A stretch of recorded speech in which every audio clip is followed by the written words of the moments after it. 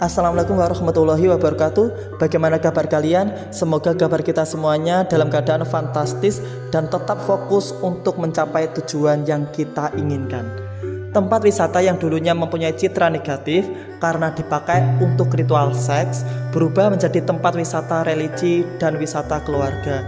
Di lokasi Gunung Kemukus terdapat makam Pangeran Samudra yang setiap tanggal 1 Suro atau 1 Muharram dalam kalender Hijriah tahun Jawa dirayakanlah ritual larap selambu yang artinya adalah pencucian kelambu. Upacara larap selambu merupakan prosesi pencucian dan penggantian kain penutup atau selambu yang ada pada makam Pangeran Samudra. Kain kelambu bekas menutup makam lalu dipotong kecil-kecil. Air bekasan cucian selambu dan potongan kain selambu kemudian diperebutkan oleh para pengunjung.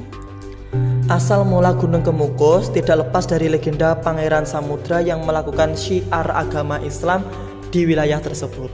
Menurut cerita, Pangeran Samudra adalah putra Prabu Brawijaya yang kelima, raja terakhir dari Majapahit, dari seorang ibu selir yang bernama Dewi Roro Ondo. Situasi Pangeran Samudra kala itu merupakan masa-masa lemahnya kerajaan Hindu seiring menguatnya pengaruh Kesultanan Demak Bintoro yang bercorak Islam. Hindunya lemah, Islamnya menjadi lebih kuat. Kesultanan Islam pertama di Jawa itu didirikan oleh Raden Patah, putra Prabu Brawijaya yang kelima. Jadi Raden Patah dan Pangeran Samudra itu adalah saudara beda ibu satu ayah. Pada masa itu banyak kerabat kerajaan Majapahit yang mempelajari agama Islam, termasuk dengan Pangeran Samudra. Ia memutuskan menjadi mu'alaf dan tinggal di Demak Bintoro untuk mendalami agama Islam kepada Sunan Kalijogo. Salah seorang ibu tiri yang juga merupakan salah satu selir raja, yakni Raden Ayu Ontrowulan, turut serta mengiringi Pangeran Samudra belajar agama Islam di Demak Bintoro.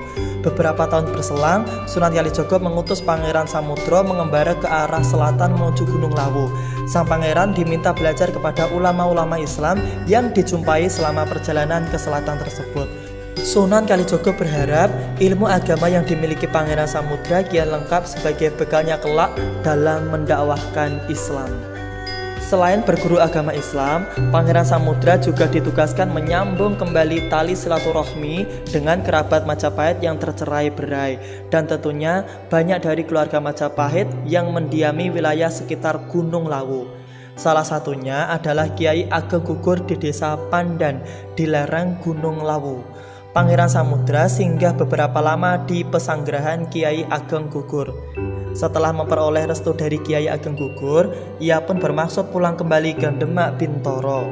Pangeran Samudra telah berkhidmat dan bertekad bulat untuk menyebarkan agama Islam di sepanjang perjalanan pulang. Ia diiringi oleh 2 abdi untuk menemani sang pangeran berdakwah. Dalam perjalanan dakwahnya, Pangeran Samudra tiba di desa Jenalas, kini disebut wilayah Gemolong, untuk beristirahat. Di Jenalas, Pangeran Samudra berjumpa dengan Kiai Kemaliman yang berasal dari Demak. Kiai Kemaliman berniat bermukim di Jenalas untuk menyebarkan agama Islam juga. Selanjutnya, Pangeran Samudra kembali melanjutkan perjalanan dan tiba di Padang Oro-Oro Kabar, sekarang bernama Dukuh Kabar, Desa Bogorame, Kecamatan Gemolong. Namun setibanya di sana, sang pangeran jatuh sakit. Walaupun sakit, ia tetap beristiqomah meneruskan perjalanan sambil berdakwah. Ketika sampai di dekat Dukuh Doyong yang kini masuk wilayah Kecamatan Miri, kesehatan Pangeran Samudra kian memburuk. Salah satu abdi pengiring diminta melanjutkan perjalanan untuk melaporkan kepada Sultan Demak Bintoro.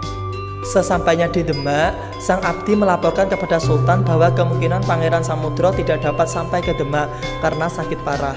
Sultan Demak Bintoro memerintahkan jika Pangeran Samudra akhirnya wafat akan dimakamkan di sebuah bukit agak jauh dari lokasi sang pangeran meninggal dunia. Sang abdi pun diutus kembali menemui Pangeran Samudra.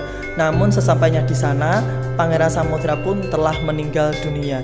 Sesuai dengan amanat Sultan Demak, jenazah Pangeran Samudra dimakamkan di sebuah bukit di sebelah barat laut Dukuh Doyong. Makam tersebut berada di ketinggian sekitar 300 mdpl. Karena puncak bukit makam tersebut sering diselimuti kabut putih di pagi hari sehingga mirip asap yang keluar dari kukusan penanak nasi, maka dinamakanlah tempat itu Gunung Kemukus. Di tempat terpisah, Raden Ayu Ontrowulan, ibu tirinya tadi yang berada di Demak, sangat bersedih hati mendengar kabar meninggalnya Pangeran Samudra. Dengan diliputi duka yang mendalam, sang putri berkehendak pergi ke Gunung Kemukus. Ia bermaksud untuk bertakziah memberi penghormatan terakhir kepada Pangeran Samudra. Sesampainya di Gunung Kemukus, Raden Ayu Ontrowulan memeluk pusara Pangeran Samudra dan tak mau melepaskannya beberapa waktu lamanya. Sampai akhirnya sang putri tersadar dan mengikhlaskan kepergian Pangeran Samudra untuk menghadap Sang Kholik. Dalam suasana berduka, Raden Ayu Ontrowulan menuju ke sebuah sendang dan mengambil air wudhu di sana. Sang putri lalu menenangkan diri dan berdoa kepada Allah Subhanahu wa Ta'ala. Setelah memperoleh petunjuk, ia kemudian memutuskan untuk tinggal di area Gunung Kemukus hingga wafatnya. Mata air tempat bersuci itu sekarang dikenal dengan nama Sendang Ontrowulan. Letaknya berada di area bawah makam Pangeran Samudra. Air sendang itu tidak pernah kering walaupun saat musim kemarau tiba. Satu pesan penting dari Pangeran Samudra yang bisa kita ambil hikmahnya adalah fokuslah kita dalam mengajar tujuan kita. Hal itu juga yang dilakukan Pangeran Samudra ketika menyiarkan agama Islam. Wallahu a'lam. Wassalamualaikum warahmatullahi wabarakatuh.